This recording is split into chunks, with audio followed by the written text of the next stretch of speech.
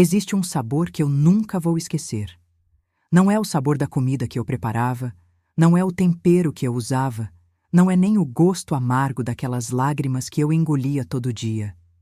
É o sabor do medo que você sente quando descobre que trabalha para um monstro, do medo que você sente quando percebe que precisa escolher entre salvar uma vida inocente ou fingir que não viu nada. Do medo que você sente quando entende que, às vezes, fazer justiça significa sujar as mãos com sangue. Se vocês ficarem comigo até o final dessa história, vão entender por que durante 38 anos eu carreguei um segredo que poderia me levar para a cadeia. Vão entender por que uma mulher de bem como eu decidiu que temperar comida poderia ser muito mais do que apenas alimentar. Olá, meus queridos. Me chamo Benedita Aparecida Silva, mas todos sempre me chamaram de Dona Dita. Tenho 83 anos, nasci e me criei numa cidadezinha tão pequena no interior de Alagoas que nem aparecia direito nos mapas da época.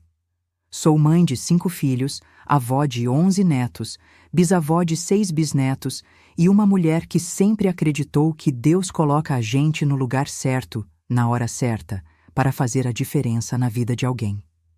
Hoje vou contar para vocês uma história que guardei trancada no fundo do meu coração por quase 4 décadas. Uma história sobre uma família que parecia perfeita por fora, mas que escondia segredos tão sujos que até hoje, quando fecho os olhos, ainda consigo sentir o cheiro do mal que habitava aquela casa grande. Antes de começar essa história que vai mexer com o coração de vocês, quero saber de onde estão me assistindo. Deixem aí nos comentários a cidade de vocês, porque essa história precisa ser contada em todo canto deste Brasil. E se puderem, apertem aquele joinha e se inscrevam no canal. Vocês não fazem ideia de como esse carinho de vocês me dá força para continuar compartilhando essas memórias que doem na alma, mas que precisam ser contadas. Era o ano de 1986. Para vocês que são mais novos, imaginem um mundo onde não existia internet, onde não existia celular, onde as notícias chegavam devagar e os segredos podiam ser guardados para sempre. Um mundo onde a palavra de um homem rico valia mais do que a vida de uma mulher pobre, onde crianças eram propriedade dos pais e onde gritar por socorro dentro de casa não adiantava nada, porque ninguém ia ouvir. Era um tempo em que mulher apanhava em silêncio, criança obedecia sem questionar, e empregada doméstica era quase como móvel da casa. Estava ali para servir e calar a boca. Naquela época, eu tinha 44 anos e acabava de passar pelo pior momento da minha vida. Meu marido Osvaldo tinha morrido 2 anos antes, vítima da tuberculose que naquele tempo matava tanta gente pobre quanto a fome. Fiquei viúva com 5 filhos pequenos para criar sozinha, numa época em que ser mulher solteira já era difícil. Imaginem ser viúva. Era como se você tivesse perdido sua identidade junto com o homem que morreu. As pessoas te olhavam com dó, com desprezo, como se você fosse um problema que ninguém sabia como resolver. Meus filhos eram minha única razão para continuar respirando. José, o mais velho, tinha 20 anos e trabalhava em roças alheias quando conseguia serviço. Francisca, de 18, ajudava as vizinhas com costura e ganhava uns trocados. Antônio, de 16, ainda estudava e sonhava em aprender um ofício. Geraldo, de 14, era esperto com números e sempre disse que queria trabalhar no comércio. E minha caçula Terezinha, que tinha apenas 12 anos, era minha princesinha, minha boneca de porcelana que eu protegia mais do que minha própria vida. Nós estávamos passando por uma situação muito difícil. O dinheiro que José conseguia com trabalhos esporádicos mal dava para comprar farinha e feijão para uma semana. Havia dias em que a gente se deitava só com água no estômago e eu fingia que não estava com fome para que os meninos comessem o pouco que tinha. Era uma pobreza que dói na alma, que faz a gente perder a dignidade aos poucos, que obriga a fazer escolhas que nenhuma mãe deveria ter que fazer. Foi quando apareceu na cidade a notícia de que a família Pereira Lima estava procurando uma cozinheira para trabalhar na casa grande deles. A família Pereira Lima era como a realeza da nossa região. Donos de mais terras do que os olhos conseguiam enxergar, com plantações de cana-de-açúcar que se estendiam até o horizonte, gado que se contava aos milhares, usina de açúcar que empregava metade da cidade e influência política que chegava até a capital do estado. Quando alguém da família Pereira Lima espirrava, toda a região pegava gripe. Quando eles precisavam de alguma coisa, todo mundo corria para atender. A casa deles era uma mansão que parecia ter saído de um sonho. Casarão colonial imenso, de 2 andares, com mais de 20 cômodos, paredes grossas de tijolo maciço que mantinham a casa fresca mesmo no calor escaldante do sertão. Tinha varanda enorme, toda trabalhada em madeira de lei, com pilastras entalhadas à mão por artesãos que vieram de longe só para fazer aquela obra. O jardim era um espetáculo à parte, com plantas que eu nem sabia que existiam, flores coloridas que pareciam pinturas e até uma fonte de água no meio, coisa que eu só tinha visto em figuras de revista. A casa ficava no alto de uma colina, como se estivesse observando toda a cidade lá de cima, lembrando todo mundo de quem mandava ali. De dia, quando o sol batia nas janelas grandes, ela brilhava como um palácio. De noite, quando todas as luzes estavam acesas, parecia um castelo encantado. Era o tipo de lugar que gente como eu só via de longe, sonhando em como seria morar num lugar daqueles. O chefe da família era Dr. Plínio Pereira Lima, um homem que impunha respeito só de olhar. Alto, de ombros largos, sempre muito bem vestido mesmo no calor do interior.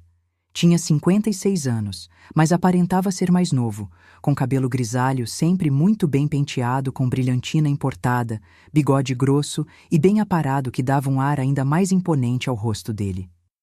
Usava ternos de linho branco que vinham da capital, sapatos de couro italiano que brilhavam mesmo com a poeira da estrada, e um relógio de ouro que valia mais do que eu ganhava em 5 anos.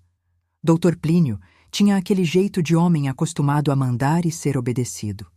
Quando ele falava, todo mundo parava para escutar. Quando ele passava na rua principal da cidade, os homens tiravam o chapéu e as mulheres baixavam os olhos. As crianças corriam para dentro de casa. Os comerciantes ofereciam desconto sem ele nem pedir. Era como se ele fosse uma espécie de rei daquele pedaço esquecido do mundo, e todo mundo fosse súdito dele. Mas o que mais chamava a atenção em Dr. Plínio eram os olhos. Pequenos, escuros, penetrantes, que pareciam enxergar através das pessoas. Quando ele olhava para alguém, você sentia como se ele estivesse calculando quanto você valia, qual era a sua utilidade para ele, se você servia ou não para os propósitos dele. Era um olhar que não demonstrava compaixão nem humanidade. Era o olhar de quem estava acostumado a ver pessoas como objetos, como propriedades que podiam ser usadas e descartadas conforme a conveniência. Todo mundo na cidade respeitava Dr. Plínio, mas não era um respeito de admiração, era um respeito de medo. Medo das consequências de contrariá-lo, medo de perder o emprego, medo de ser expulso da cidade, medo de sofrer represálias que podiam afetar a família inteira. Ele tinha influência política, tinha dinheiro, tinha poder, e sabia usar tudo isso para manter as pessoas na linha. A esposa dele, Dona Esmeralda Pereira Lima, era uma mulher que chamava a atenção pela beleza, mas que carregava uma tristeza no olhar que dava para sentir de longe. Ela tinha 32 anos, cabelo loiro natural que sempre mantinha preso num coque elegante, olhos azuis claros que pareciam estar sempre perdidos em algum pensamento distante. Era magra demais, do tipo de magreza que vem de quem não tem apetite para viver, de quem come só o necessário para não morrer. Dona Esmeralda sempre estava impecavelmente vestida, com vestidos caros que vinham da capital, sapatos de salto alto mesmo dentro de casa, joias que brilhavam tanto que você precisava desviar o olhar. Tinha aquele porte de mulher da alta sociedade, educada em colégio de freiras, que sabia como se comportar em qualquer situação social. Mas havia algo nela que não combinava com toda aquela elegância e riqueza. Ela tinha o andar de quem carrega um peso invisível nos ombros, o jeito de falar de quem tem medo de dizer a palavra errada, o sorriso forçado de quem esqueceu como sorrir de verdade. Quando estava na presença do marido, ficava ainda mais tensa, como se estivesse sempre em estado de alerta, sempre esperando alguma reação ruim dele. Era como se ela vivesse numa prisão dourada, cercada de luxo, mas sem liberdade para ser ela mesma. E tinha a filha deles, Cleonice Pereira Lima. Uma menina de 12 anos que deveria estar na flor da idade, brincando no quintal, rindo com amigas, sonhando com o futuro. Mas ela era completamente diferente das outras crianças que eu conhecia. Quieta demais para uma menina da idade dela, séria demais, com olhos que pareciam carregar segredos pesados demais para uma pessoa tão nova. Cleonice tinha cabelo loiro cacheado igual da mãe, mas sempre estava despenteado, como se ela não se importasse com a aparência ou como se ninguém se importasse em pentear o cabelo dela. Era magra, pálida, e tinha esse jeito assustado de quem vive esperando algo ruim acontecer. Ela não brincava, não ria, não fazia barulho. Parecia uma boneca de porcelana que alguém tinha esquecido de dar vida. Quando soube que eles estavam procurando uma cozinheira, vi ali uma oportunidade de mudar a vida da minha família. O salário que ofereciam era 3 vezes mais do que qualquer coisa que eu conseguiria em outro lugar. E ainda por cima, eles ofereciam uma casa pequena nos fundos da propriedade para eu morar com meus filhos. Era uma chance de sair da miséria, de dar uma vida melhor para os meus meninos, de ter dignidade novamente. Mas eu sabia que não seria fácil conseguir o emprego. Dezenas de mulheres da cidade inteira deviam estar interessadas na vaga. Eu precisava me destacar de alguma forma, mostrar que era a pessoa certa para o trabalho. Passei dias pensando em como me preparar para a entrevista, que roupa usar, o que falar, como me comportar. Decidi apostar no que eu sabia fazer de melhor, cozinhar. Minha mãe Palmira tinha me ensinado desde pequena todos os segredos da cozinha nordestina. Eu sabia temperar qualquer tipo de carne, fazer farofa que derretia na boca, preparar feijão que ficava cremoso sem desmanchar, fazer doces que pareciam ter descido do céu. Era uma herança que tinha passado de mãe para filha há gerações na minha família. Na véspera da entrevista, passei a noite inteira acordada, preparando um doce de leite com coco que era a especialidade da casa. Usei o pouco leite que tínhamos, o açúcar que estava guardado para ocasiões especiais e caprichei em cada detalhe. O resultado foi um doce perfeito, cremoso, com aquele sabor que gruda na memória e faz a pessoa querer mais. Na manhã da entrevista, me arrumei com o melhor vestido que tinha. Um vestido azul marinho que minha mãe tinha costurado para mim anos atrás e que eu guardava para ocasiões importantes. Penteei o cabelo, calcei os sapatos que só usava para ir à missa e caminhei os 5 quilômetros que separavam nossa casinha da mansão dos Pereira Lima. Cada passo daquela caminhada era um misto de esperança e nervosismo, porque eu sabia que meu futuro e o futuro dos meus filhos dependia daquela conversa. O portão da propriedade era imponente, todo trabalhado em ferro forjado, com o brasão da família no meio. Tinha 2 pilares de pedra de cada lado e um interfone que eu nem sabia como usar. Fiquei parada ali por alguns minutos, juntando coragem para tocar a campainha, sabendo que a partir daquele momento minha vida poderia mudar para sempre. Quando finalmente toquei, uma voz masculina atendeu do outro lado. Expliquei que estava ali para a entrevista de cozinheira, e o portão se abriu automaticamente, me revelando uma alameda de pedras portuguesas que levava até a casa principal. Era como entrar num mundo completamente diferente, onde tudo era mais bonito, mais organizado, mais perfeito do que eu estava acostumada a ver. Fui recebida por Jandira, uma mulher negra de uns 50 anos que trabalhava lá há mais de 10 anos. Ela tinha cabelo sempre preso num lenço colorido. Era baixinha, um pouco gordinha, e tinha um jeito maternal que me deixou um pouco mais tranquila. Jandira me explicou que ela era responsável pela limpeza da casa e que me ajudaria a entender como as coisas funcionavam ali. Ela me levou até a cozinha da casa, que era maior do que toda a casa onde eu morava com meus filhos. Era um sonho para qualquer pessoa que gostava de cozinhar. Fogão a lenha imenso, com 6 bocas e 2 fornos grandes. Geladeira elétrica, coisa que eu só tinha visto de longe. armários de madeira de lei que iam do chão ao teto, todos organizados e cheios de panelas, pratos, talheres e utensílios que eu nem sabia para que serviam. Tinha uma mesa de mármore no meio da cozinha, onde a família tomava café da manhã quando não queria usar a sala de jantar formal. As paredes eram cobertas de azulejos portugueses pintados à mão, com desenhos de frutas e flores que pareciam obras de arte.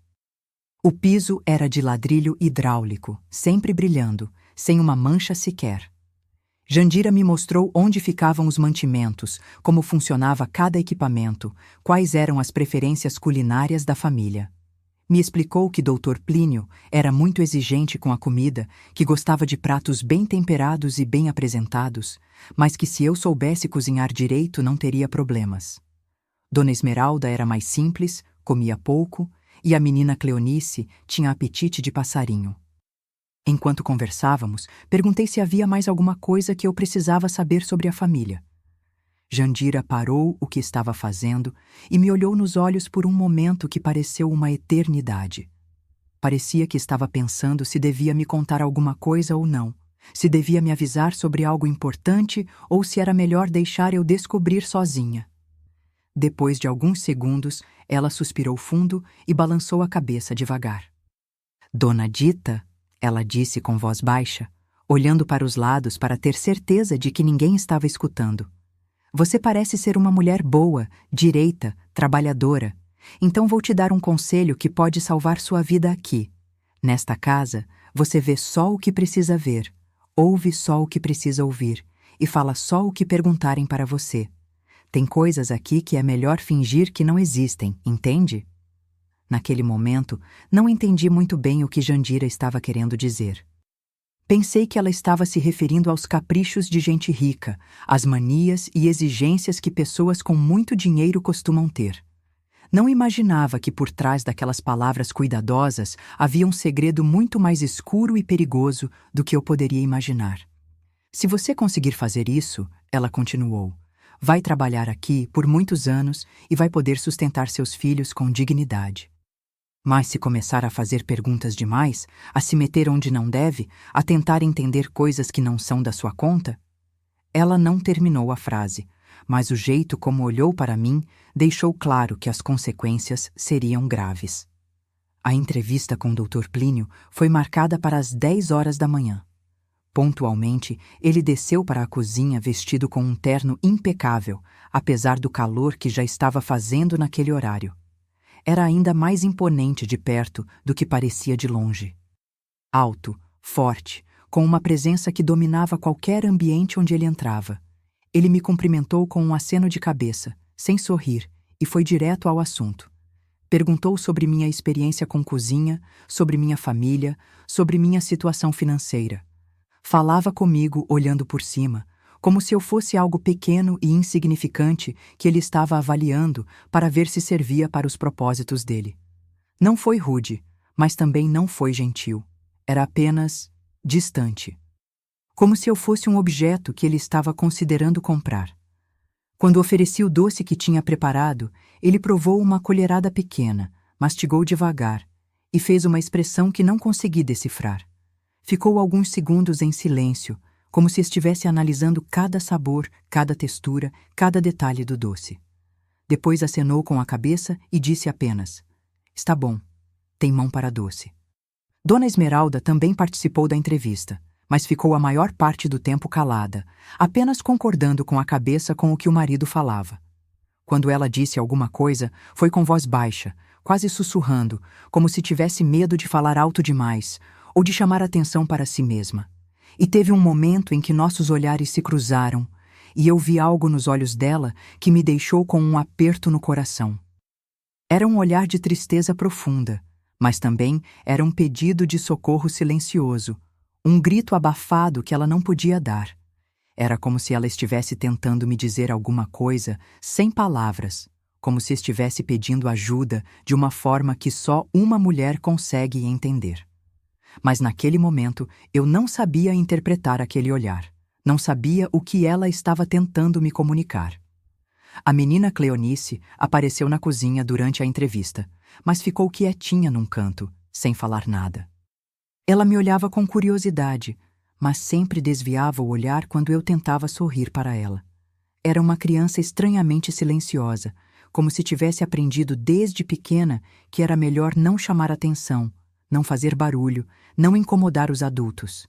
Dr. Plínio me fez algumas perguntas sobre minha disponibilidade, se eu podia trabalhar todos os dias, incluindo fins de semana, se eu tinha problema em morar na propriedade, se eu entendia que ali ele era quem mandava e que eu estava ali para servir e obedecer. Deixou bem claro que qualquer problema, qualquer reclamação, qualquer coisa que ele não gostasse, e eu seria mandada embora imediatamente, sem aviso prévio e sem indenização. Expliquei que estava precisando muito do trabalho, que era uma mulher responsável e dedicada, que cuidaria da alimentação da família como se fosse minha própria família.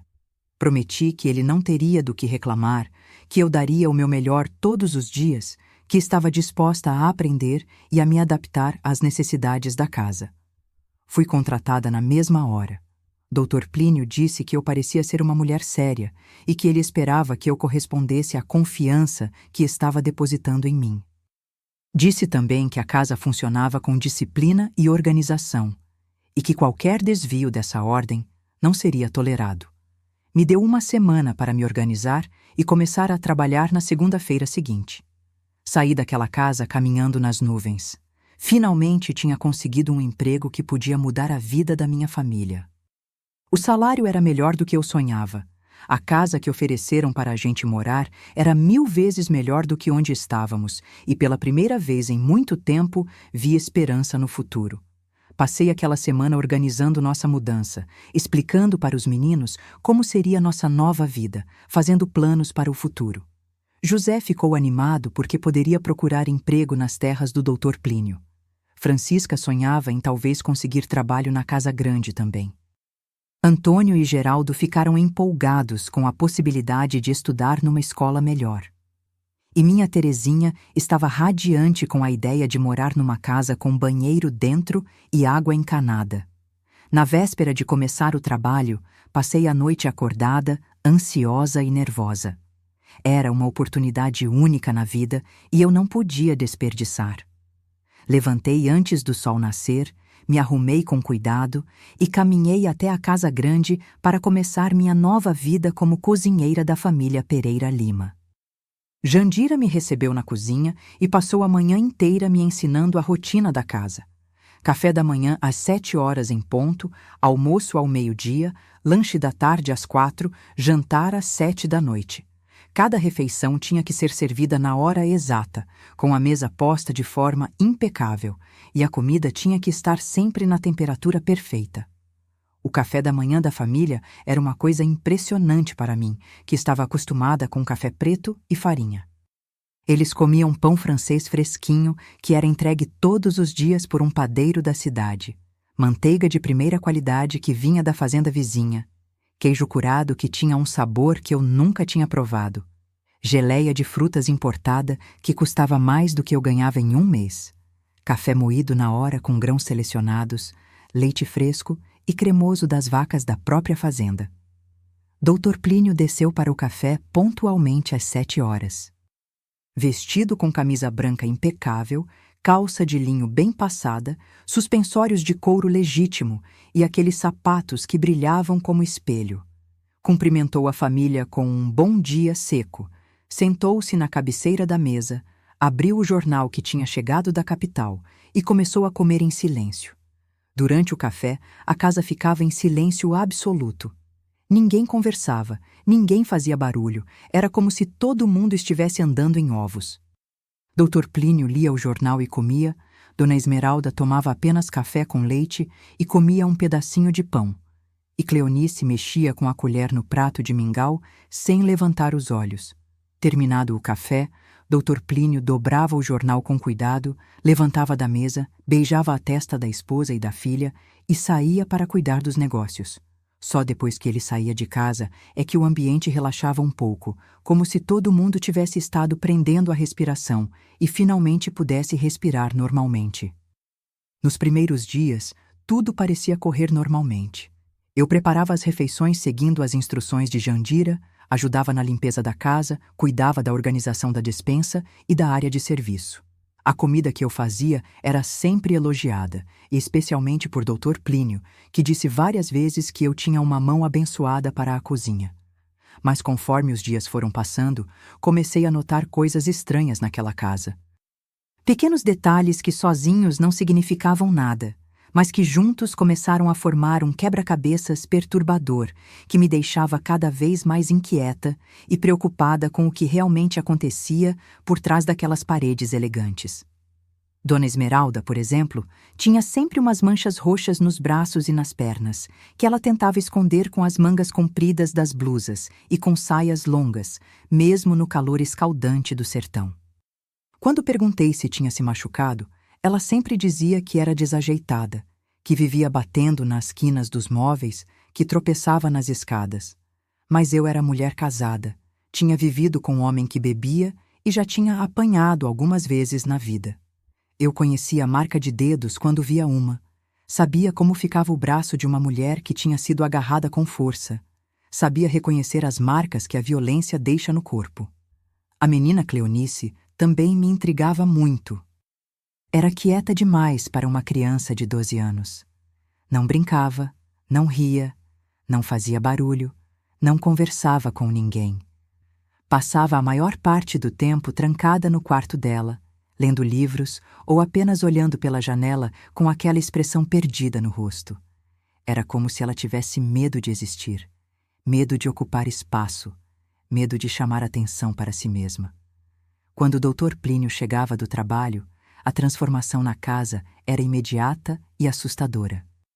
Dona Esmeralda, que durante o dia parecia relaxada e até sorria de vez em quando, ficava tensa como uma corda de violão prestes a arrebentar. Cleonice, que às vezes brincava no quintal ou conversava baixinho comigo na cozinha, corria para o quarto e trancava a porta assim que ouvia o carro do pai chegando.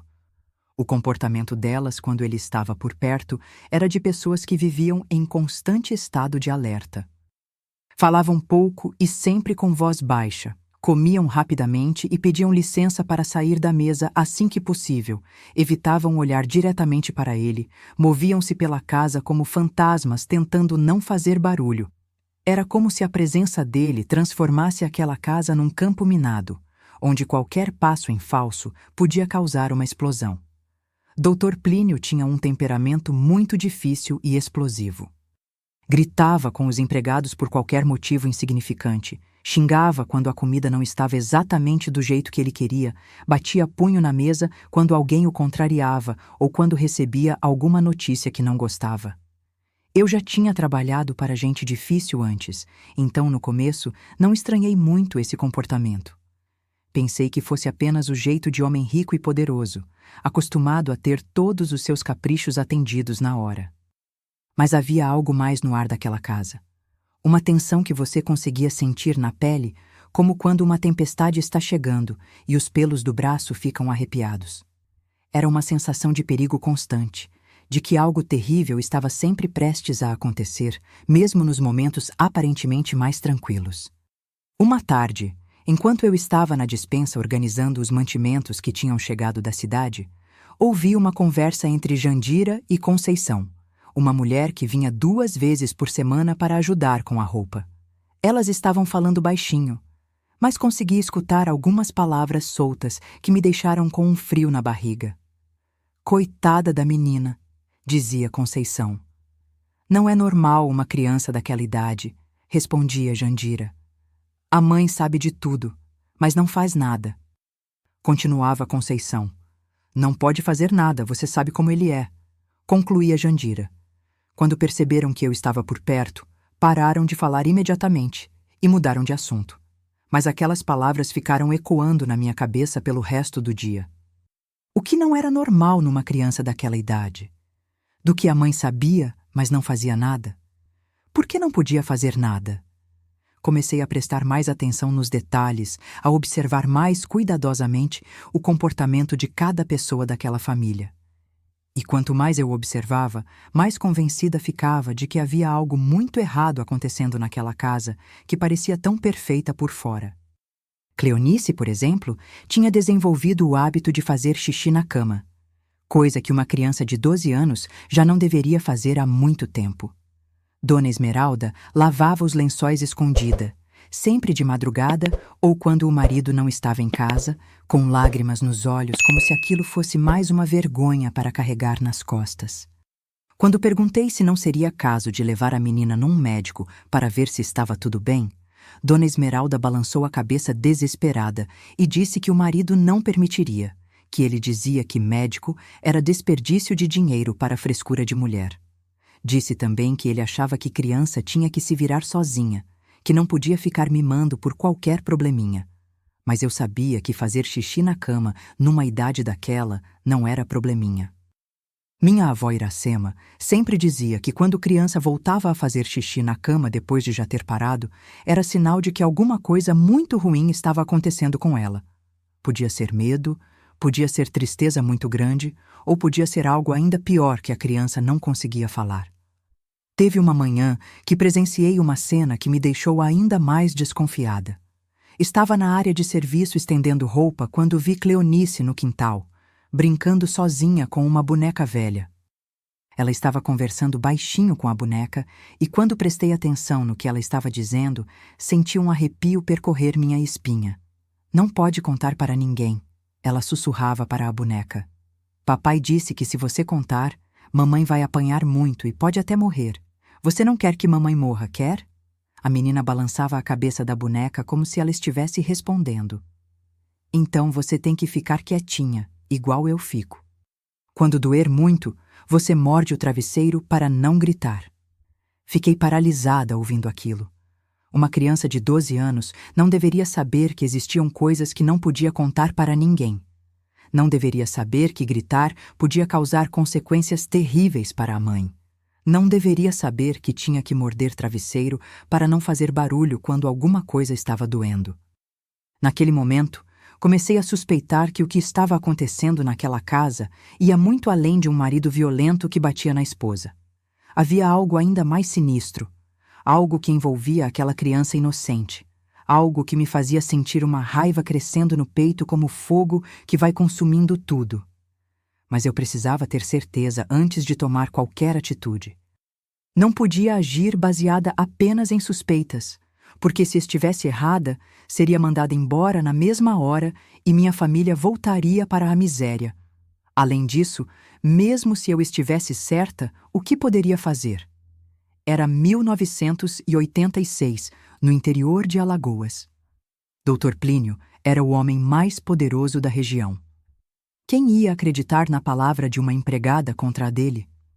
Foi numa quinta-feira que tive a confirmação de que minhas suspeitas estavam certas. Eu estava na despensa contando os mantimentos quando ouvi passos no corredor e vozes vindos da área próxima à escada que levava ao segundo andar. Reconheci imediatamente a voz grave de Dr. Plínio e a voz fina da Cleonice. Saí devagarzinho da despensa, tomando cuidado para não fazer barulho, e me escondi atrás da porta da cozinha. Dali podia ver o corredor sem ser vista e podia ouvir claramente o que estava sendo dito. "Você vai subir agora para o seu quarto e vai fazer exatamente o que eu mandei." Dr. Plínio estava dizendo com uma voz baixa, mas firme, daquelas que não admitiam discussão. "Não quero ouvir reclamação, não quero ouvir choro, não quero ouvir desculpa. Você é minha filha e vai obedecer seu pai." "Mas papai, eu não quero." A voz da menina estava embargada de choro e de medo. "Por favor, eu prometo que vou ser boa, que não vou fazer mais barulho, que não vou incomodar." "Não tem mais coisa nenhuma", ele interrompeu com rispidez. "Você vai fazer o que eu estou mandando, e se der trabalho, se fizer escândalo, quem vai pagar por isso é sua mãe. Você quer ver sua mãe apanhando por sua causa?" Vi a menina balançar a cabeça desesperadamente. "Não, papai, eu não quero que a mamãe apanhe. Eu vou fazer o que o senhor está mandando." "Então vai lá para cima agora e me espera no quarto. E se eu subir lá e você estiver chorando, sua mãe vai passar a noite inteira apanhando." Vi Dr. Plínio colocar uma mão grande e pesada no ombro da menina e empurrá-la escada acima. Cleonice subiu devagar, com os ombros curvados como se carregasse o mundo nas costas. Dona Esmeralda estava na sala, encostada na parede, branca como papel, as mãos tremendo violentamente, mas não fez nada. Não disse nada. Apenas ficou ali parada como uma estátua, vendo a filha ser levada pelo marido. Naquele momento, entendi tudo com uma clareza que me deixou nauseada. Entendi as manchas roxas no corpo de Dona Esmeralda. Entendi por que Cleonice fazia xixi na cama. Entendi por que a menina era tão quieta e assustada. Entendi por que ela brincava de boneca, falando sobre coisas que não podia contar. Entendi por que Dona Esmeralda tinha aquele olhar morto nos olhos. Doutor Plínio não era apenas um marido violento que batia na esposa. Era um monstro que abusava da própria filha e usava a violência contra a mãe como forma de manter a menina em silêncio. Era um sistema perfeito de terror e controle, onde uma vítima era usada para garantir o silêncio da outra. Senti uma raiva tão grande subir pelo meu peito que pensei que fosse explodir ali mesmo. Pensei nos meus próprios filhos, na minha Terezinha que tinha a mesma idade da Cleonice, na inocência deles que eu protegia como leoa protege os filhotes. O que eu faria se alguém encostasse a mão em um dos meus filhos? Seria capaz de matar, de morrer, de qualquer coisa para protegê-los. Mas Dona Esmeralda estava ali, paralisada pelo medo e pelas ameaças, permitindo que aquele demônio destruísse a filha dela aos poucos, dia após dia, noite após noite. E o pior de tudo é que eu entendia porque ela não fazia nada. Entendida o desespero dela, a sensação de impotência, o medo das consequências. Voltei para a cozinha com as pernas bambas e o coração acelerado. Tentei continuar trabalhando, preparando o jantar, organizando a louça, mas não conseguia parar de pensar no que tinha visto e ouvido. Cada vez que olhava para a escada que levava ao segundo andar, sentia um nó no estômago. Jandira percebeu que eu estava perturbada e veio conversar comigo. "Você viu alguma coisa que não devia ter visto, não foi?" Ela perguntou baixinho, olhando para os lados para ter certeza de que estávamos sozinhas. Contei para ela o que tinha presenciado, as palavras que tinha ouvido, as suspeitas que vinham crescendo nos últimos dias. Jandira suspirou fundo e balançou a cabeça com uma expressão de tristeza profunda. "Eu trabalho aqui há 10 anos, Dita," ela disse com voz cansada. "Essa menina tinha 2 anos quando comecei. Eu vi ela dar os primeiros passos nesta casa, vi quando ela falou as primeiras palavras, vi ela crescer e se desenvolver. E também vi quando ela começou a mudar, quando o sorriso foi sumindo do rosto dela, quando ela foi ficando quieta e assustada." "E você nunca fez nada?" perguntei, tentando controlar a indignação na minha voz. "O que eu podia fazer?" Ela respondeu com amargura. "Sou uma empregada, uma mulher negra e pobre no interior de Alagoas. Quem ia acreditar na minha palavra contra a do homem mais poderoso da cidade? Ele ia me mandar embora, ia espalhar mentiras sobre mim, ia fazer com que eu nunca mais conseguisse trabalho em lugar nenhum. E no final, a menina ia continuar sofrendo do mesmo jeito, só que sem ninguém por perto para pelo menos tentar protegê-la um pouco." Jandira tinha razão, e isso me deixou ainda mais furiosa. Vivíamos numa época e num lugar onde homens como o Dr. Plínio eram intocáveis. Ricos, poderosos, respeitados pela sociedade. Podiam fazer o que quisessem dentro de casa que ninguém ia se meter. A palavra deles valia mais do que a de qualquer mulher, qualquer empregado, qualquer criança. "Além disso," Jandira continuou, "você acha que é só aqui? Você acha que não tem outros homens ricos e poderosos fazendo a mesma coisa com as filhas, com as empregadas, com qualquer mulher que não pode se defender? A diferença é que aqui a gente sabe, mas na maioria dos lugares ninguém nem desconfia." Aquelas palavras me fizeram perceber que o problema era muito maior do que eu imaginava. Não era apenas sobre uma família, não era apenas sobre uma criança. Era sobre um sistema inteiro que protegia homens como o Dr. Plínio e abandonava mulheres e crianças à própria sorte. Naquela noite, deitei na minha cama sem conseguir dormir. Ficava pensando na menina Cleonice imaginando o que ela estava passando naquele exato momento, enquanto eu estava ali segura na minha casinha. Pensava em como uma criança inocente estava sendo destruída por dentro pelo próprio pai, e em como a mãe sabia, mas não conseguia impedir. Foi então que uma ideia começou a germinar na minha cabeça. Uma ideia terrível, perigosa, que ia contra tudo que eu tinha aprendido sobre certo e errado na vida, mas que fazia sentido na minha mente perturbada pela raiva e pela sensação de impotência. Se a justiça dos homens não ia proteger aquela menina, se a sociedade ia continuar fechando os olhos para o que estava acontecendo, se as autoridades iam sempre acreditar na palavra de um homem rico contra a de mulheres pobres, talvez fosse necessário fazer justiça com as próprias mãos. Minha avó, Iracema, que tinha me criado depois que minha mãe morreu no parto do meu irmão mais novo, sempre dizia que a natureza deu às mulheres todas as ferramentas necessárias para se proteger e proteger os filhos.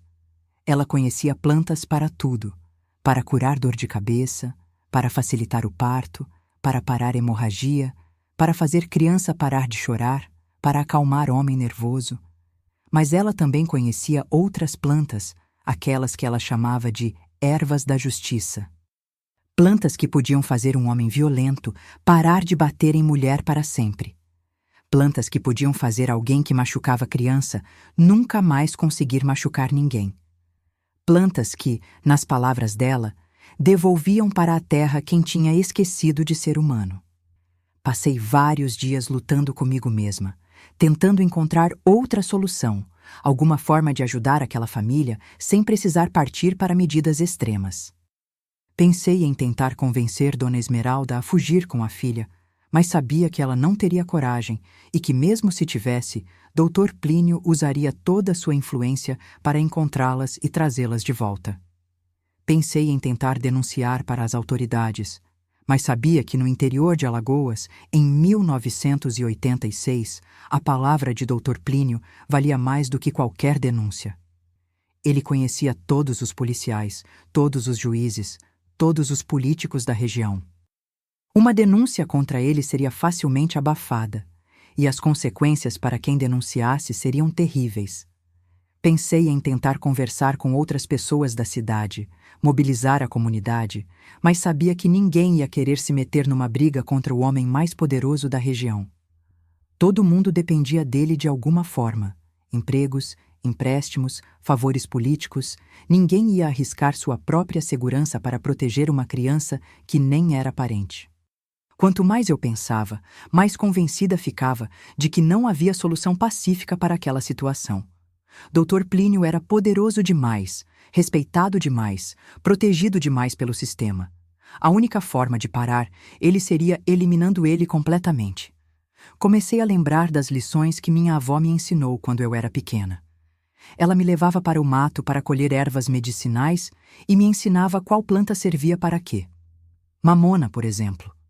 As sementes da mamona, quando trituradas e misturadas na comida, causavam dor de barriga terrível, vômito, diarreia.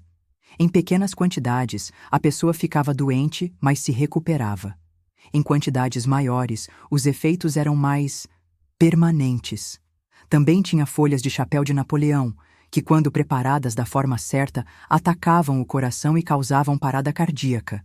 Sementes de ricino, que eram ainda mais potentes que a mamona e causavam falência múltipla dos órgãos. E havia uma plantinha que crescia no mato perto da cidade, que o pessoal chamava de erva do diabo, que minha avó dizia ser a mais poderosa de todas.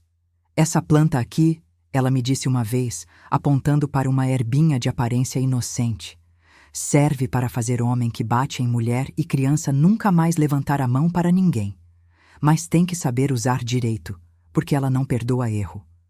Decidi começar devagar, para testar se funcionaria e para ver se alguém suspeitaria de alguma coisa. Na primeira semana, coloquei apenas uma pitadinha microscópica do pó de sementes de mamona na comida de Dr. Plínio.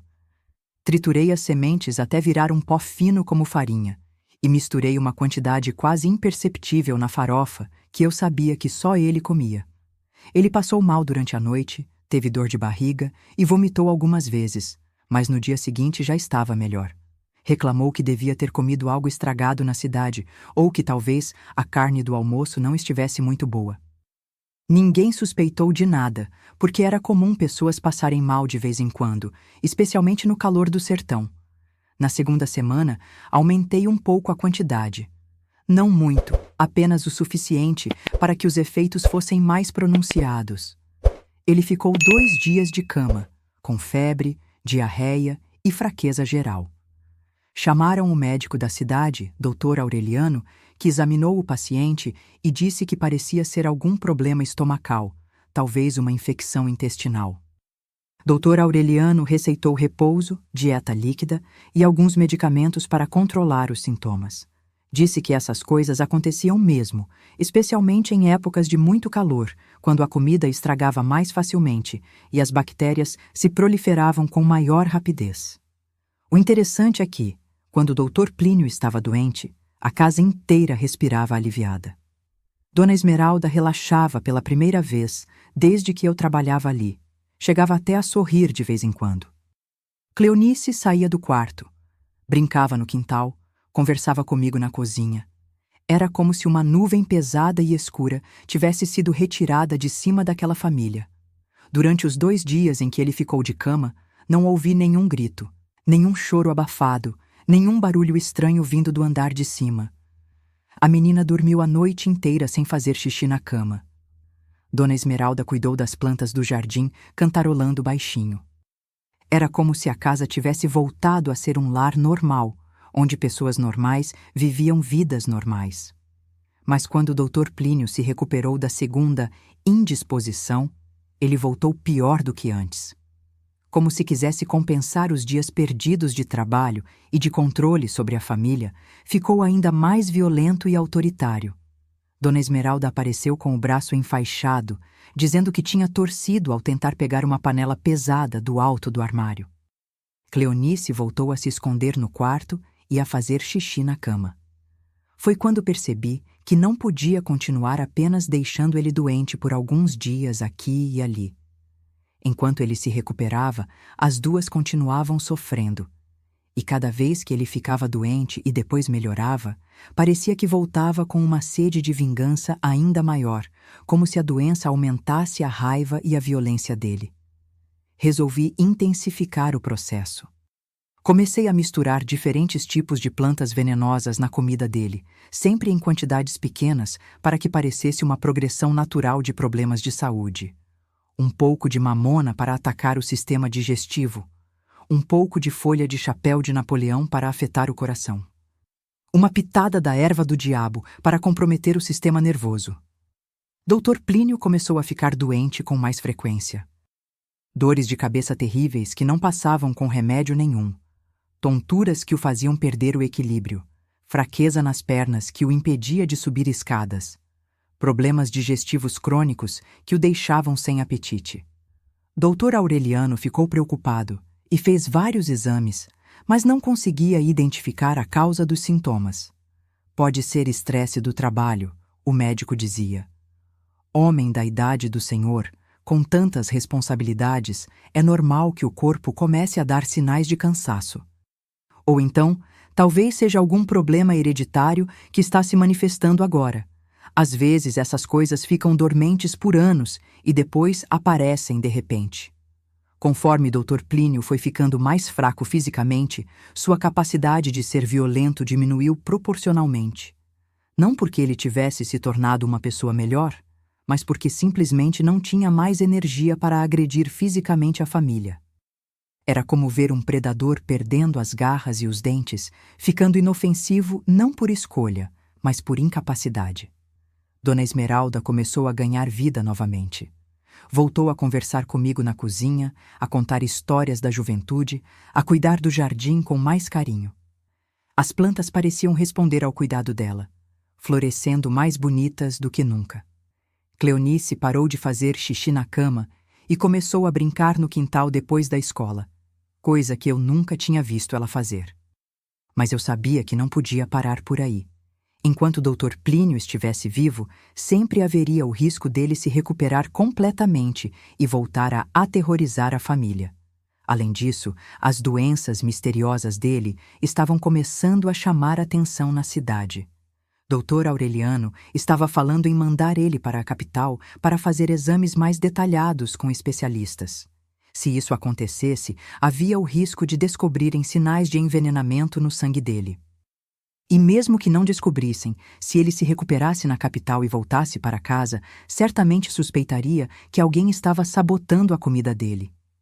E eu seria a primeira suspeita, já que era responsável por preparar todas as refeições da família. Foi numa noite de sábado, quando toda a família estava dormindo, que tomei a decisão final. Era uma madrugada clara, com lua cheia iluminando tudo com uma luz prateada que tornava a paisagem quase fantasmagórica.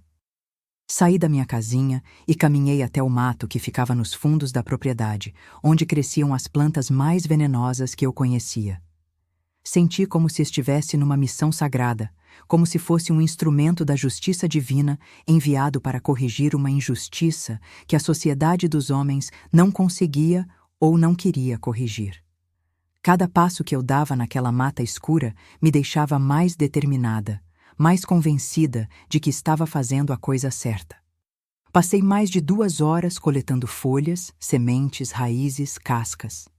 Cada planta que eu escolhia era selecionada cuidadosamente, baseada no conhecimento que minha avó tinha me passado décadas atrás.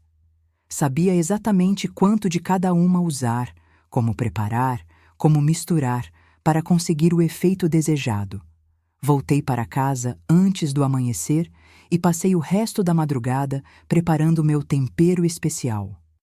Triturei as sementes numa pedra de moer, que tinha trazido da minha casa antiga, sequei as folhas no forno baixo, moí as raízes até virar pó fino, misturei tudo numa proporção que seria letal, mas que ainda pareceria uma morte natural para qualquer médico que examinasse o corpo.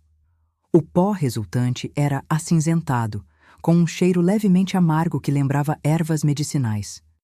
Podia ser facilmente disfarçado numa comida bem temperada, especialmente em pratos mais elaborados onde vários temperos eram usados. Guardei o pó numa latinha pequena que escondi no fundo do meu baú, esperando o momento certo para usar.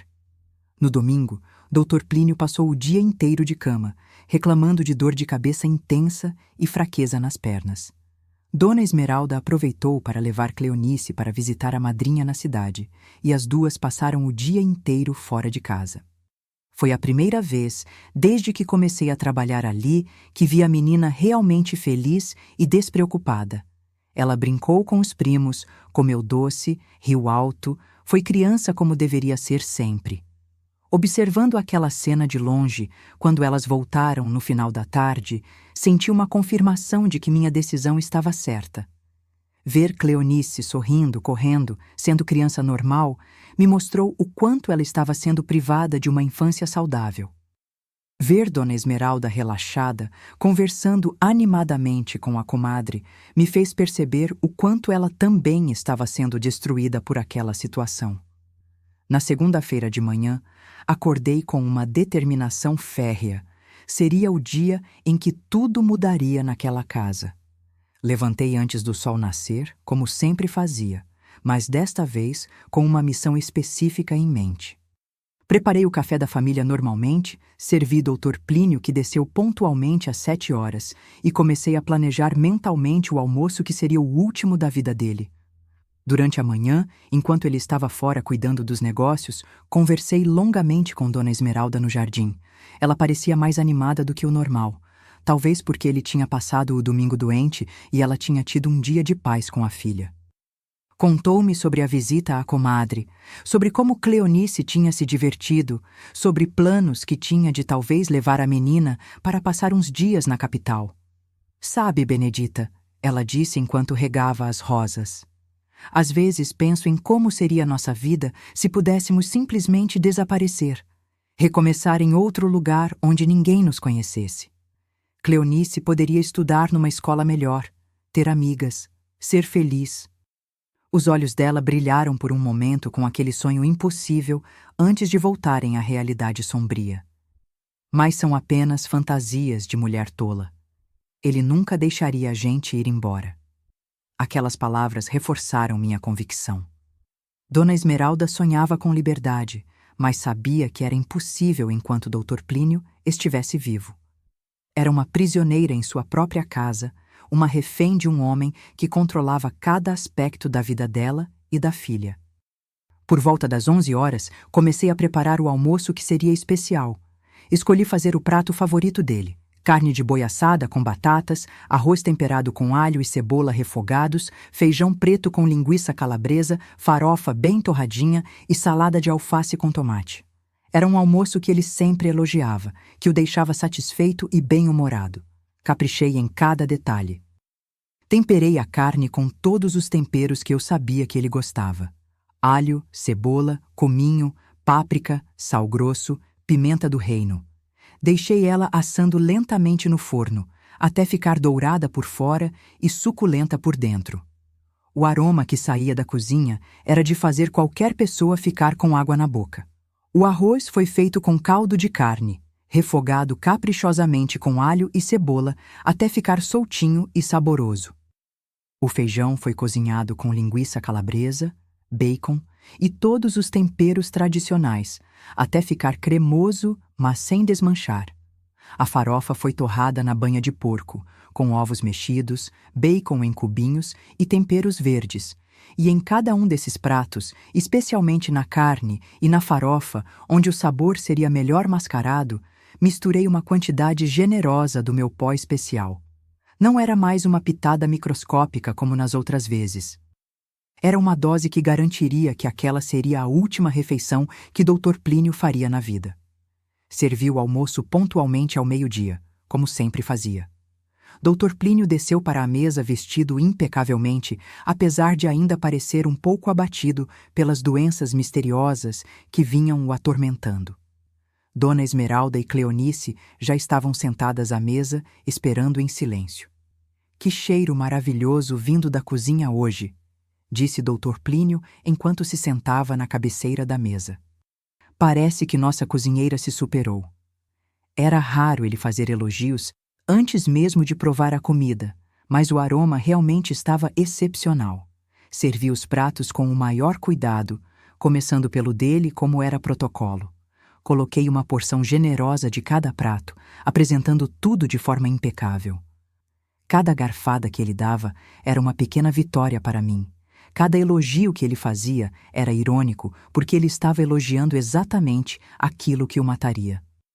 "Essa carne está excepcional, Benedita", disse ele depois de algumas garfadas. "Você tem um talento especial para temperos. E essa farofa, nunca comi uma farofa tão saborosa." Ele repetiu o prato 2 vezes, algo que raramente acontecia, comendo com aparente prazer cada porção. Dona Esmeralda e Cleonice comeram pouco, como sempre faziam. Elas pareciam ter perdido o apetite para a comida há muito tempo, como se a presença dele na mesa fosse suficiente para tirar a fome de qualquer pessoa. Mas ele comeu abundantemente, saboreando cada garfada, sem imaginar que cada bocado estava selando seu destino. Depois do almoço, ele disse que ia descansar um pouco antes de voltar ao trabalho. Subiu para o quarto e eu comecei a lavar a louça com o coração acelerado, sabendo que nas próximas horas tudo mudaria naquela casa. Dona Esmeralda foi para o jardim e Cleonice voltou para a escola para as aulas da tarde. Por volta das 3 horas, ouvi Dr. Plínio me chamando da cozinha. A voz dele soava diferente, mais fraca, e ele parecia estar com dificuldade para falar claramente.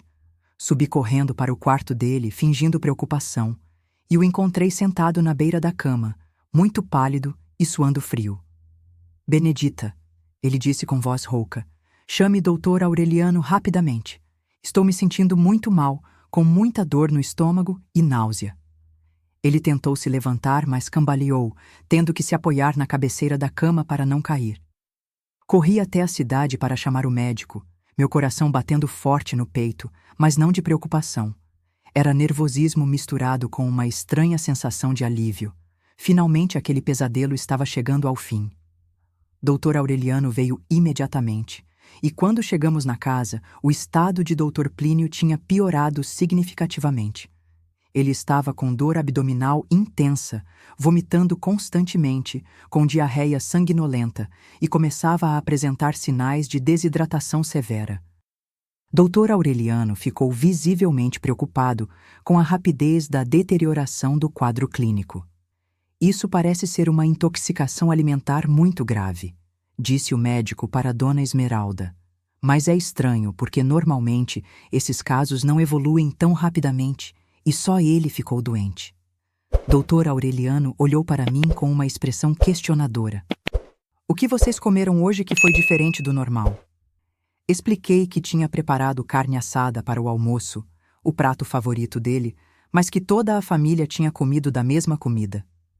Disse que talvez a carne não estivesse muito fresca, que tinha notado um cheiro levemente diferente quando estava temperando, mas que como ele gostava da carne bem passada, achei que o cozimento mataria qualquer bactéria. Às vezes isso acontece mesmo, disse Dr. Aureliano, aceitando minha explicação. Principalmente no calor, quando a carne pode estragar mais rapidamente. Vou dar uma medicação para controlar os vômitos e a dor, e vamos ver como ele reage. Durante a tarde, o estado de Dr. Plínio foi piorando progressivamente. A dor abdominal ficou mais intensa, ele começou a ter febre alta, e a cada hora que passava, ficava mais fraco e desidratado. Dr. Aureliano aplicou medicamentos para a dor e para os vômitos, fez soro na veia para tentar hidratar, mas nada parecia fazer efeito duradouro. Cleonice voltou da escola e encontrou a casa em alvoroço. Dona Esmeralda explicou que o pai estava muito doente, que os médicos estavam cuidando dele, mas que ela não devia se preocupar muito porque logo ele ficaria bem. A menina ouviu tudo em silêncio, com uma expressão no rosto que era difícil de interpretar. Não era exatamente preocupação como seria normal numa filha. Havia algo mais complexo ali, um misto de medo e algo que parecia esperança. Durante a noite, enquanto Dr. Aureliano monitorava o paciente, eu ajudava a Dona Esmeralda a cuidar de Dr. Plínio. Trocávamos as roupas de cama que ficavam sujas por causa da diarreia e do vômito. Preparávamos chás que o médico pedia para tentar hidratá-lo. Aplicávamos compressas frias na testa dele para baixar a febre. Era uma situação terrível de presenciar, mesmo sabendo que eu tinha causado aquilo. Ver um ser humano morrendo, mesmo sendo um monstro como o Dr. Plínio, não é uma coisa fácil para qualquer pessoa com um mínimo de humanidade. Ele delirando de febre, chamando por pessoas que já tinham morrido há anos, falando coisas sem sentido, tendo convulsões que faziam o corpo dele tremer como folha no vento. Havia momentos durante aquela longa noite em que eu quase me arrependia do que tinha feito. Quase tinha vontade de confessar para o médico que tinha sido envenenamento para ver se ainda dava tempo de salvar a vida dele. Mas então, eu olhava para Cleonice, que estava sentada no corredor do lado de fora do quarto, e via no rosto dela uma expressão que era ao mesmo tempo de tristeza e de alívio profundo. E eu lembrava de todas as vezes que tinha visto ela chorando escondida, correndo para se trancar no quarto quando ouvia o carro do pai chegando, fazendo xixi na cama por causa do medo e do trauma. Lembrava da conversa que ela tinha com a boneca sobre coisas que não podia contar para ninguém, sobre morder o travesseiro para não gritar quando doía. E aí eu sabia que estava fazendo a coisa certa, por mais doloroso que fosse presenciar. Por volta da meia-noite, Dr. Plínio começou a ter convulsões mais intensas. Dr. Aureliano disse que o caso estava muito grave, que talvez fosse necessário tentar levar ele para o hospital da capital, mesmo sabendo que as chances de ele aguentar uma viagem de mais de 200 quilômetros naquele estado eram mínimas. O problema é que aqui na cidade não temos recursos para tratar um caso tão grave, explicou o médico para Dona Esmeralda. Precisamos de equipamentos mais modernos, de especialistas que eu não tenho aqui. Mas, sinceramente, não sei se ele tem condições físicas de fazer essa viagem. Dona Esmeralda olhou para o marido agonizando na cama, depois olhou para mim, depois para a filha que estava no corredor. Por um momento que pareceu uma eternidade, seus olhos se encontraram com os meus, e eu vi neles algo que me deixou sem ar. Ela sabia. De alguma forma, Dona Esmeralda sabia exatamente o que estava acontecendo, e não ia fazer nada para impedir.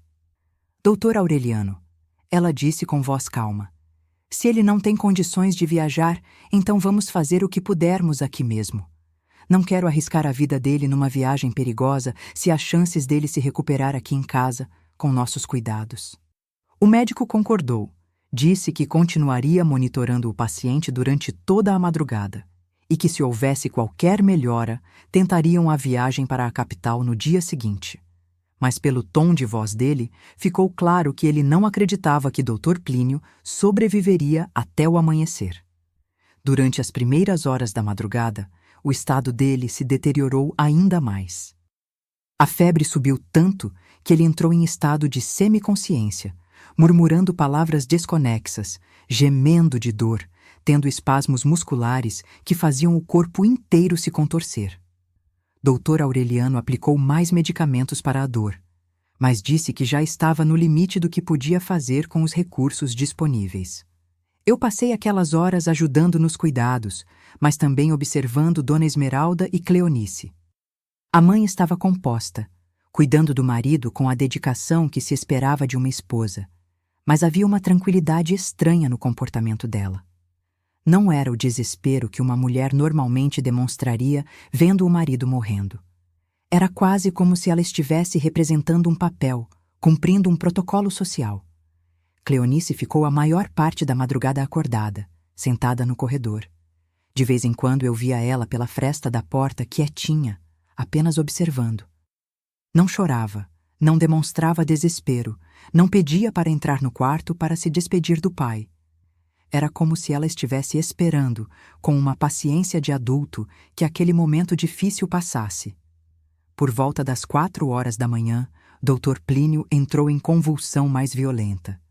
Dr. Aureliano chamou Dona Esmeralda e me disse que era melhor chamarmos o padre, porque provavelmente não passaria da madrugada. A partir desse momento, era apenas questão de tempo. Padre Jesuíno chegou antes do amanhecer e deu a extrema unção para Dr. Plínio, que já estava praticamente inconsciente. O ritual foi feito em silêncio, apenas com Dona Esmeralda, Cleonice, eu, Dr. Aureliano e o padre presentes. Era uma cena solene e triste, como deve ser qualquer passagem da vida para a morte. Dr. Plínio morreu às 5h43 da manhã de terça-feira, depois de quase 16 horas de agonia. Dr. Aureliano constatou o óbito e preencheu o atestado de morte, registrando como causa mortes, intoxicação alimentar aguda com complicações cardíacas e falência múltipla dos órgãos. Às vezes essas intoxicações podem ser fatais, explicou o médico para Dona Esmeralda, especialmente em pessoas com mais idade ou com o sistema imunológico debilitado pelas doenças recentes que ele vinha tendo. É uma fatalidade triste, mas que infelizmente acontece. Ninguém suspeitou de nada. Ninguém questionou o diagnóstico. Ninguém pediu investigação ou exames mais detalhados. Afinal, quem suspeitaria da cozinheira dedicada que trabalhava ali há meses, que sempre foi uma mulher direita e trabalhadora, que inclusive ajudou a cuidar dele durante a doença? A notícia da morte se espalhou pela cidade como fogo em palha seca. Era um acontecimento sem precedentes na história da região. O homem mais poderoso, mais rico, mais influente tinha morrido de uma simples intoxicação alimentar. As pessoas falavam em azar, em destino, em mistérios inexplicáveis da vida. Alguns comentavam que era castigo divino por algum pecado secreto. Outros diziam que era apenas uma demonstração de que nem todo o dinheiro do mundo podia comprar mais anos de vida quando chegava a hora. Mas a maioria das pessoas simplesmente lamentava a perda de um grande homem, de um pilar da comunidade, de um exemplo de trabalhador e pai de família. O velório foi organizado para ser realizado na própria casa, como era a tradição na época para pessoas importantes. O corpo de Dr. Plínio foi preparado pelas carpideiras profissionais que vieram da cidade, vestido com seu melhor terno, e colocado num caixão de madeira nobre na sala principal da casa. Durante 2 dias inteiros, a casa ficou repleta de visitantes que vinham prestar suas últimas homenagens. Políticos da capital, fazendeiros de toda a região, comerciantes da cidade, praticamente toda a elite local passou por ali para se despedir. Era impressionante ver como um homem podia ser tão querido e respeitado pela sociedade, mesmo sendo um monstro em casa. Eu ouvi tantos elogios naqueles 2 dias que quase cheguei a duvidar da minha própria percepção dos fatos. As pessoas falavam de Dr. Plínio como se ele fosse um santo descido do céu. Grande homem, diziam com lágrimas nos olhos. Exemplo de trabalhador, comentavam balançando a cabeça com pesar. Pai amoroso e marido dedicado, sussurravam entre suspiros. A cidade perdeu seu maior benfeitor, dizia o prefeito. Era um homem à frente do seu tempo, comentava o juiz. Sempre disposto a ajudar quem precisava, acrescentava o delegado. Era como se todos tivessem conhecido um doutor Plínio completamente diferente daquele que eu tinha visto dentro de casa. Mas enquanto toda essa encenação social acontecia na sala principal, eu observava Dona Esmeralda e Cleonice recebendo os pêsames. Vestidas de preto rigoroso, como mandava o protocolo do luto, elas cumprimentavam os visitantes com a compostura adequada, agradeciam as condolências, ouviam em silêncio os elogios ao falecido. Nos olhos delas, porém, não havia a tristeza profunda que se esperaria de uma viúva e de uma filha órfã. Havia uma serenidade estranha, uma paz que contrastava com o lamento geral. Era como se elas estivessem representando papéis num teatro, cumprindo suas obrigações sociais, mas por dentro sentindo algo completamente diferente do que demonstravam por fora. Teve um momento durante o velório que me marcou profundamente. Era final da tarde do primeiro dia, quando a quantidade de visitantes tinha diminuído um pouco. Estava na cozinha preparando café para servir aos presentes, quando vi Cleonice sozinha no jardim, sentada no balanço que ficava debaixo da mangueira. Ela estava olhando para o céu, que estava pintado com as cores do pôr do sol, e pela primeira vez desde que a conheci, eu a vi sorrindo. Não era um sorriso grande, exuberante, mas era um sorriso verdadeiro, tranquilo, de quem finalmente tinha encontrado paz. Era o sorriso de uma criança que sabia que nunca mais precisaria ter medo. Naquele momento, todas as minhas dúvidas desapareceram. Eu tinha feito a coisa certa. Tinha libertado aquela menina de um inferno que poderia durar o resto da vida dela. Tinha devolvido a ela o direito de ser criança, de sorrir, de ter esperança no futuro. O enterro aconteceu numa quinta-feira de manhã, num cortejo que reuniu centenas de pessoas. O caixão foi carregado pelos homens mais importantes da cidade, seguido por uma procissão que incluía autoridades políticas, religiosas, empresários, fazendeiros e praticamente toda a população local. Eu estava lá também, no meio da multidão, vendo aquele caixão sendo baixado à terra, vendo o fim físico do homem que eu tinha matado. Era uma sensação estranha, um misto de alívio, melancolia, culpa e satisfação. Sabia que tinha tirado uma vida, mas também sabia que tinha salvado 2 outras. O padre fez um sermão longo sobre a vida exemplar de Dr. Plínio, sobre suas contribuições para a comunidade, sobre como seria lembrado como um homem íntegro e dedicado à família. Cada palavra do elogio fúnebre era uma ironia dolorosa para mim, que conhecia a verdade sobre quem ele realmente era. Mas enquanto ouvia aqueles elogios, observava Dona Esmeralda e Cleonice ao lado do túmulo. Elas choravam, como era esperado numa situação daquelas, mas havia algo nos olhares delas que só eu conseguia interpretar. Não eram lágrimas de saudade ou de perda irreparável. Eram lágrimas de alívio, de libertação, de final de um pesadelo. Depois do enterro, a vida na casa dos Pereira Lima mudou completamente. Era como se um peso imenso tivesse sido retirado de cima daquela família, como se elas finalmente pudessem respirar livremente depois de anos sufocadas pelo medo. Dona Esmeralda me chamou para uma conversa particular no final da semana seguinte ao enterro.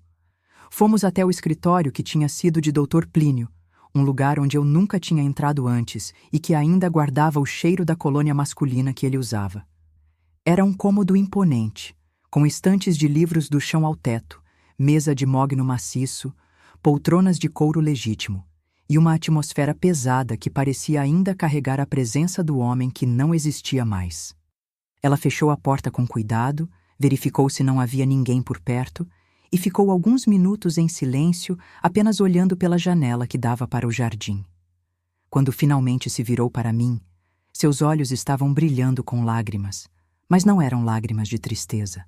Eram lágrimas de gratidão profunda, de alívio imenso, de libertação que ela jamais imaginou que pudesse sentir. Benedita, ela disse com a voz embargada, mas firme, eu sei exatamente o que você fez. Meu coração parou por alguns segundos. Todas as palavras fugiram da minha mente, e eu fiquei apenas olhando para ela, sem saber se deveria negar tudo, confessar a verdade ou simplesmente sair correndo daquela casa. Você matou meu marido, ela continuou, se aproximando de mim devagar. E eu quero agradecer do fundo da minha alma, com cada fibra do meu ser, porque você fez o que eu nunca tive coragem de fazer. Fiquei completamente sem palavras. Não esperava por essa reação em momento algum. Tinha imaginado várias possibilidades, que ela descobrisse e me denunciasse, que ficasse horrorizada, que me mandasse embora imediatamente. Mas nunca pensei que ela fosse me agradecer. Dona Esmeralda se aproximou mais e segurou minhas mãos entre as dela, que estavam tremendo de emoção.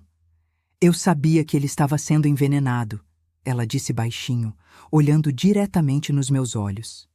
Sou filha de fazendeiro, cresci no meio do mato, conheci plantas venenosas desde pequena porque meu avô era curandeiro. Reconheci os sintomas, vi como a doença dele foi progredindo. Notei que, coincidentemente, ele só passava mal depois das refeições que você preparava. Minha mente estava completamente em branco. Não conseguia processar o que estava ouvindo. Ela continuou falando, com a voz cada vez mais emocionada.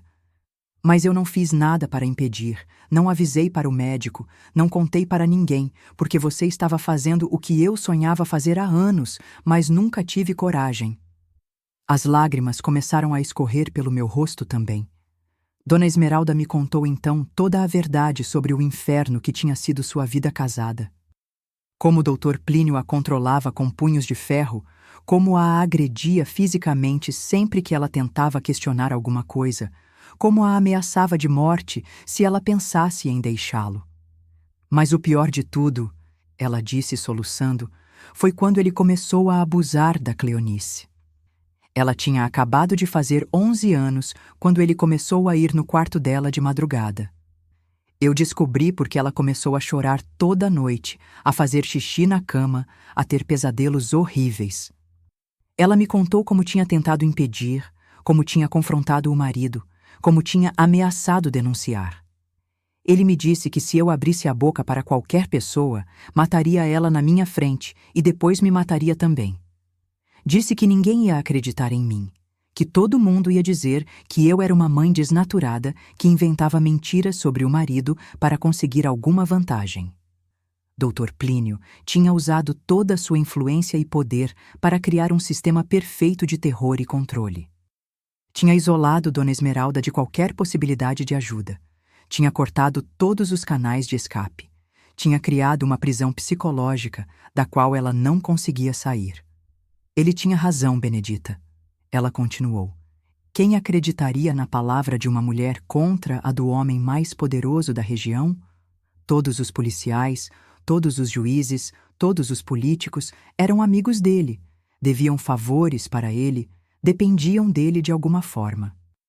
Uma denúncia minha seria facilmente abafada, e as consequências para mim e para Cleonice seriam terríveis. Ela me contou também sobre as várias tentativas de fuga que tinha planejado, mas nunca conseguiu executar. Ele controlava todo o dinheiro da família, todos os bens, todos os contatos. Disse que se eu tentasse levar Cleonice embora, usaria a influência política dele para nos encontrar em qualquer lugar do país. E que quando nos trouxesse de volta, o castigo seria muito pior do que qualquer coisa que tínhamos passado até então.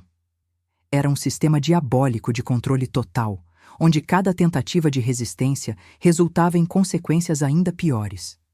Dona Esmeralda tinha se tornado prisioneira na própria casa, refém de um homem que detinha poder absoluto sobre a vida dela e da filha. Então, quando você começou a envenenar ele, eu rezei todos os dias para que desse certo, ela disse, me olhando com uma gratidão que me emocionou profundamente. Cada dia que ele ficava doente era um dia de paz para minha filha. Cada vez que ele ficava fraco demais para subir as escadas, era uma noite que ela conseguia dormir tranquila, sem ter pesadelos. Nós duas ficamos ali no escritório, abraçadas, chorando, dividindo um segredo que mudaria nossas vidas para sempre. Era um peso enorme de carregar, mas também era um alívio imenso. Eu não estava sozinha naquilo. Não era apenas uma assassina fria que tinha agido por impulso. Era uma mulher que tinha salvado uma família inteira. Você me devolveu minha filha, Benedita. Dona Esmeralda disse através das lágrimas. Você salvou a vida de uma criança inocente, salvou o futuro dela, salvou a sanidade mental dela. Se isso for pecado, então que Deus me perdoe, mas eu não me arrependo nem um pouquinho de ter deixado acontecer. Essa confissão me deu uma paz que eu não sentia desde o dia em que tinha tomado a decisão de matar Dr. Plínio. Não era alívio da culpa, porque a culpa sempre estaria lá, como uma cicatriz que marca, mas que também lembra da batalha que foi vencida. Era a certeza de que tinha valido a pena, de que tinha feito a coisa certa numa situação impossível. Dona Esmeralda me ofereceu para continuar trabalhando na casa. Disse que sempre teria um lugar para mim na família dela, que me considerava mais do que uma empregada. Você é a mulher que salvou nossa vida, ela disse. Como posso te mandar embora depois de tudo que você fez por nós? Mas eu sabia que não podia ficar.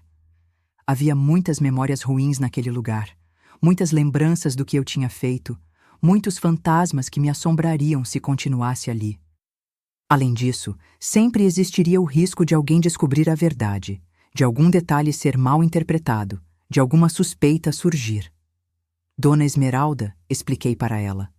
É melhor eu ir embora. Para a segurança de todos nós. Se algum dia alguém desconfiar de alguma coisa, vai ser mais difícil fazer a ligação se eu não estiver mais aqui. Ela entendeu meus motivos e concordou que realmente seria mais seguro assim. Me deu uma indenização muito generosa, muito mais do que eu merecia pelo tempo de trabalho. Disse que era o mínimo que podia fazer por alguém que tinha salvado sua família de um pesadelo que parecia não ter fim. Também me deu uma carta de recomendação excelente, elogiando meu trabalho, minha dedicação, minha honestidade, minha competência culinária. Se alguém perguntar por que você saiu, vou dizer que quis voltar para perto da família depois da morte do meu marido, ela explicou. Antes de ir embora, tive uma última conversa com Cleonice. A menina me procurou no meu quartinho na véspera da minha partida, bateu na porta devagarzinho, como sempre fazia, tímida e cuidadosa para não incomodar. Quando abri, ela estava segurando um desenho que tinha feito especialmente para mim. Tia Dita, ela disse com aquela voz doce de criança, mas com uma seriedade nos olhos que me deu um aperto no coração. Obrigada por ter me salvado da pessoa má. O desenho era simples, mas tocante. Mostrava uma mulher na cozinha, temperando uma panela, e ao lado estava uma menina sorrindo. Embaixo, escrito com letra infantil, mas caprichada, estava: Para a tia Dita, que me ensinou que tempero pode ser liberdade. Era um presente singelo, feito com lápis de cor e papel comum. Mas era o presente mais precioso que eu já tinha recebido na vida. Representava o reconhecimento de uma criança que entendia, com a sabedoria inocente que só as crianças têm, exatamente o que tinha acontecido.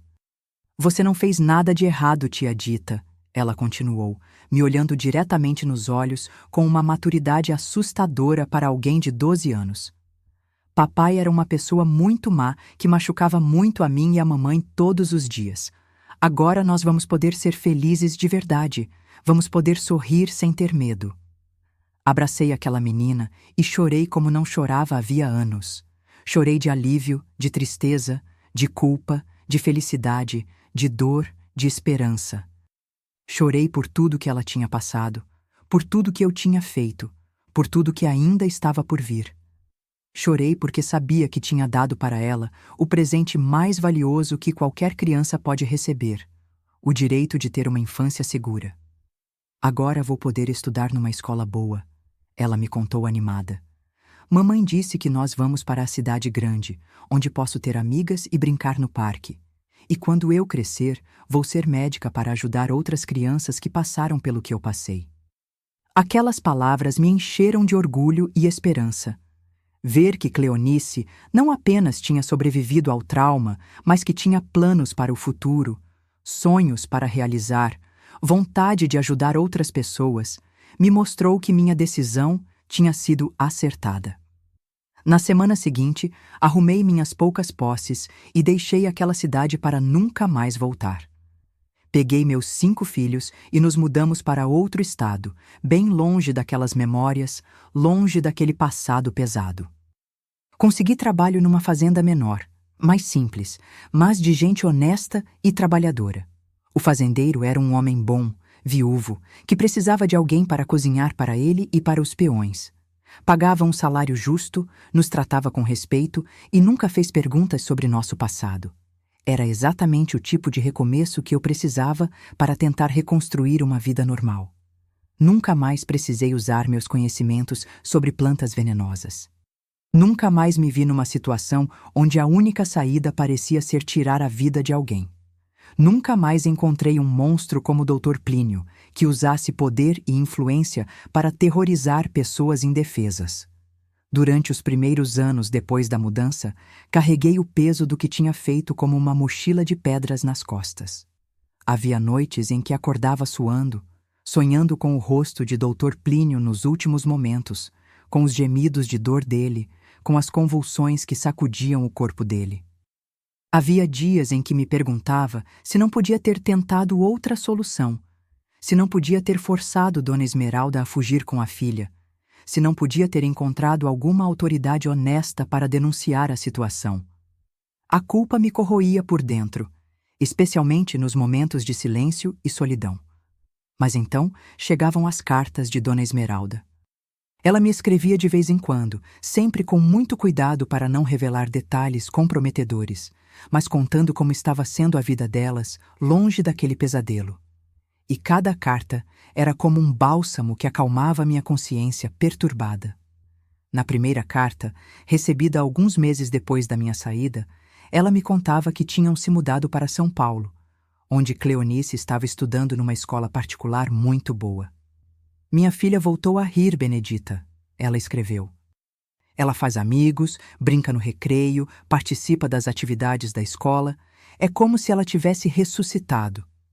Dona Esmeralda também me contou que tinha arranjado um emprego numa loja de roupas finas no centro da cidade, onde era respeitada e bem tratada pelos patrões. Pela primeira vez na vida, trabalho por escolha, não por obrigação, ela escreveu. Ganho meu próprio dinheiro, tomo minhas próprias decisões, vou e venho quando quero.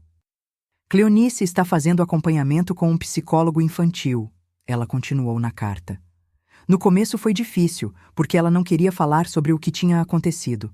Mas aos poucos está se abrindo, está processando os traumas, está aprendendo que o que aconteceu não foi culpa dela.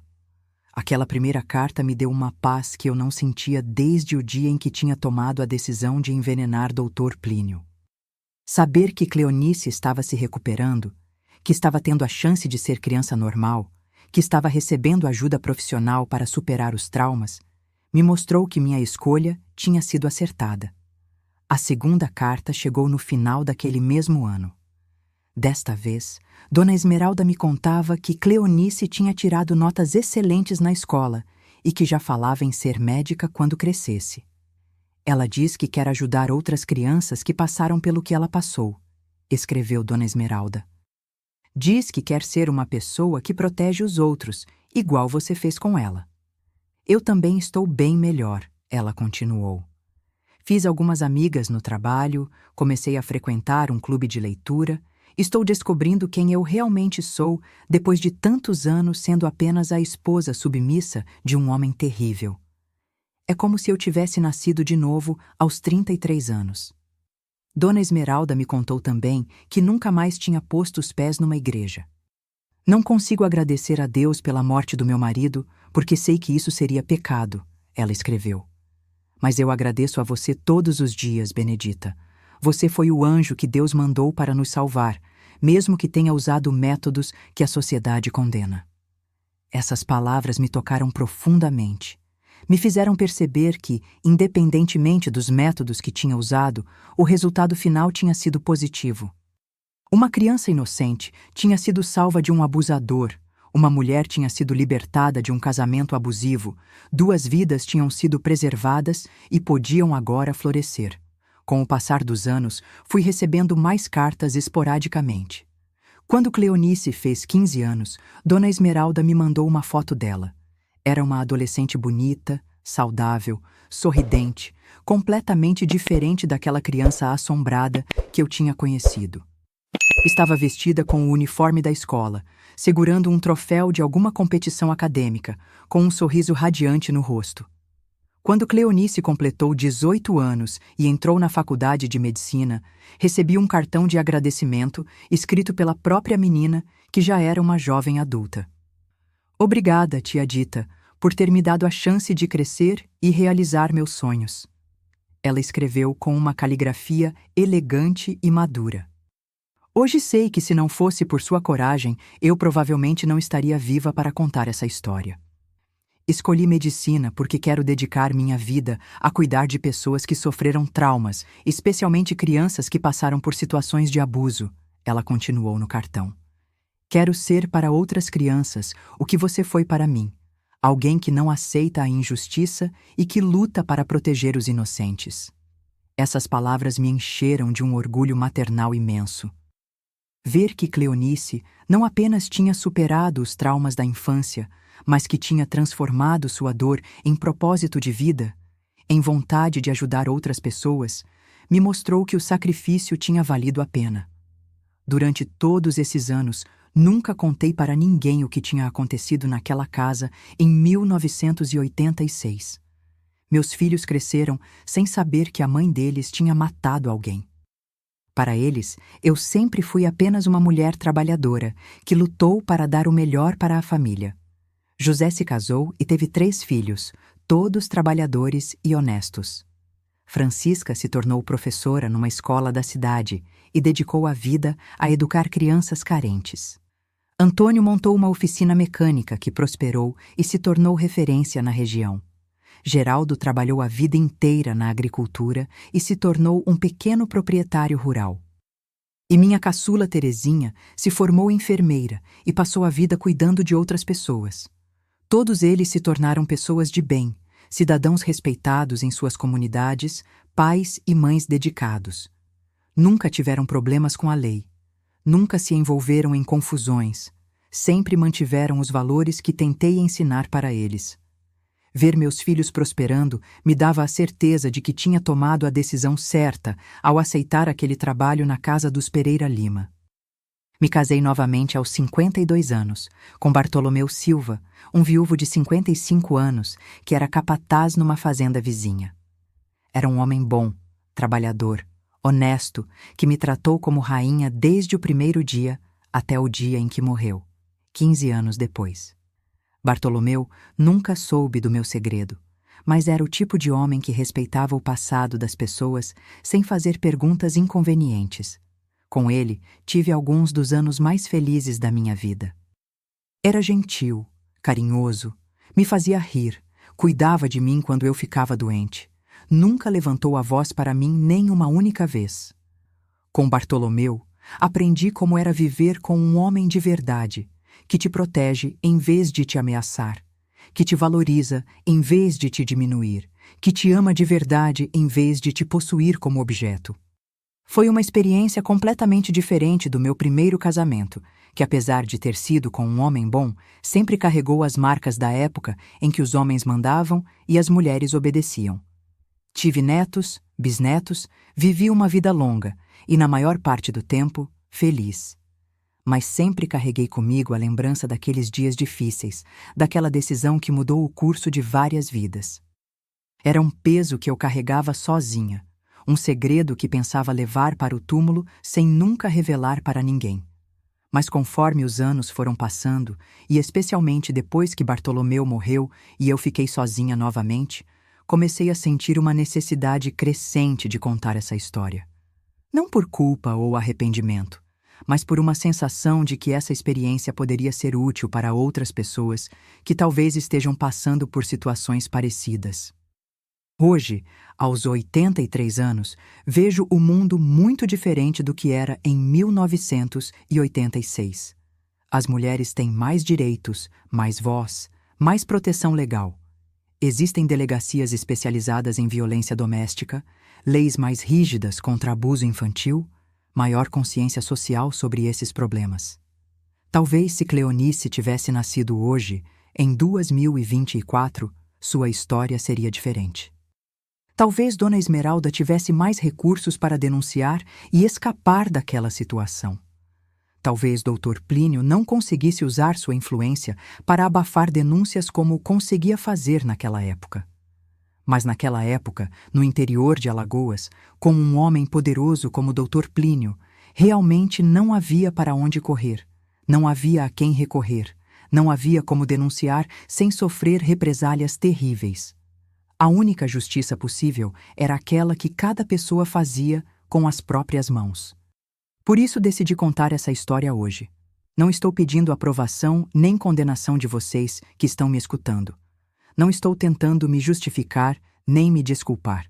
Estou apenas contando a verdade sobre um momento da minha vida em que tive que escolher entre ser uma boa pessoa segundo os padrões da sociedade e ser uma pessoa necessária segundo minha consciência. Escolhi ser necessária e vivo com as consequências dessa escolha até hoje. Não me orgulho do que fiz, mas também não me arrependo completamente. Foi uma decisão tomada em circunstâncias extremas, quando todas as outras opções tinham se esgotado, quando a única forma de proteger uma criança inocente era eliminando quem a estava destruindo.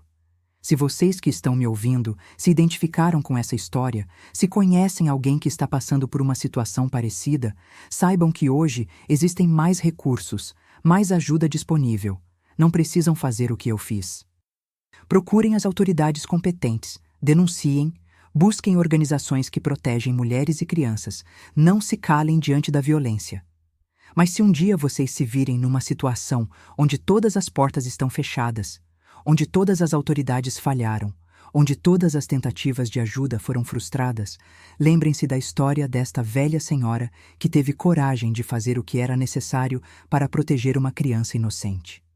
Espero que vocês possam entender que, às vezes, a vida nos coloca em situações onde não existem escolhas fáceis, onde todas as opções têm um preço alto a pagar. O importante é sempre proteger os inocentes, sempre lutar pelos que não podem se defender sozinhos. Sempre estar do lado da justiça, mesmo quando a justiça oficial falha. E se um dia vocês precisarem escolher entre fazer o que é legal e fazer o que é certo, lembrem-se de que nem sempre essas duas coisas são a mesma coisa. Às vezes, ser uma pessoa necessária é mais importante do que ser uma pessoa perfeita. Obrigada por terem me escutado até aqui, meus queridos. Sei que essa história é pesada, sei que levanta questões difíceis sobre moral e justiça, mas acredito que é importante compartilhar essas experiências para que cada pessoa possa refletir sobre o que faria numa situação parecida. Deixem nos comentários o que pensam dessa história, se concordam ou discordam das minhas escolhas, se conhecem outros casos parecidos. E não se esqueçam de se inscrever no canal e ativar o sininho, porque ainda tenho muitas outras histórias para contar, algumas alegres, algumas tristes, mas todas verdadeiras. Que Deus abençoe a todos vocês e que nunca precisem passar pelo que eu passei. Mas se um dia passarem, lembrem-se, às vezes proteger um inocente vale qualquer sacrifício, qualquer risco, qualquer consequência. Porque no final das contas, é isso que nos faz humanos de verdade.